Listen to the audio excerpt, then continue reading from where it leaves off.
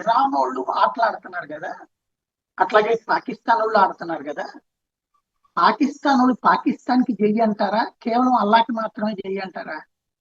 Iran వాళ్ళు Iran కి జై అంటారా, లేకపోతే అల్లాకి మాత్రమే జై అంటారా?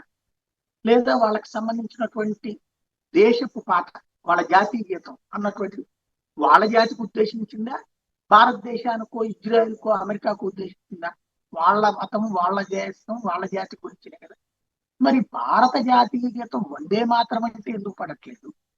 భారత జాతీయ పతాకాన్ని ఎందుకు అంగీకరించరు? వందే మాత్రం పాట పాడితే అమెరికాలో నుంచినే ఇదే అసెంబ్లీ నుంచినే పారిపోయేటువంటి పరిస్థితుల్లో ఒకవైపు ఉంటే ఎందుకు పాడరు అన్నటువంటి ప్రశ్నని భారతీయులు రైట్ చేసుకుంటే, తాజాగా బడ్జెట్ సమావేశంలో మీరు భారతదేశంలో జీవించాలనుకుంటే వందే మాత్రం తప్పని చెప్పాలంటూ బీజేపీ కౌన్సిలర్ చెప్పడంతో ఇండోర్ మున్సిపల్ కార్పొరేషన్ గందరగోళం నెలకొంది. దాని మమ్మల్ని బలవంతం చేయలేదంటే అక్కడ కూడా కాంగ్రెస్ కౌన్సిలర్ ఫౌజియా షేక్ అలీ అభ్యంతరం తెలిపి సభ నుండి బయటకు వెళ్ళిపోయాడు. అంటే వీళ్ళకి వందే మాత్రం నచ్చదు, భారత జాతీయ గీతం నచ్చదు, కానీ ఈ దేశంలో బతుకుతారు.